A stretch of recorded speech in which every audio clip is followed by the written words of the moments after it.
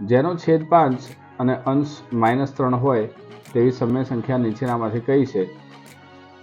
છેદ 5 કયો છે અને અંશ -3. છેદ 5 ઓપ્શન ડી અને અંશ -3.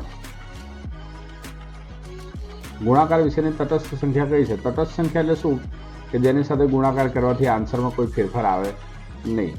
તો દેટ મીન્સ 0 સાથે તમે કોઈ સંખ્યાનો ગુણાકાર કરો, જેમ કે 3 ગુણ્યા 0 કરો તો આન્સર થઈ જશે 0, તો આન્સર આવશે નહીં. 3 ગુણ્યા 3 કરો તો આન્સર થઈ જશે 9, તો આ બી આન્સર આવશે નહીં. એ જ રીતે 3 ગુણ્યા 2 કરો તો બી નહીં થાય, પરંતુ 3 ગુણ્યા 1 કરો તો આન્સર 3 નો 3 જ રહે. પછી 4 ગુણ્યા 1 કરો તો બી આન્સર 4 નો 4 જ રહે, તો આન્સર આવશે ડી.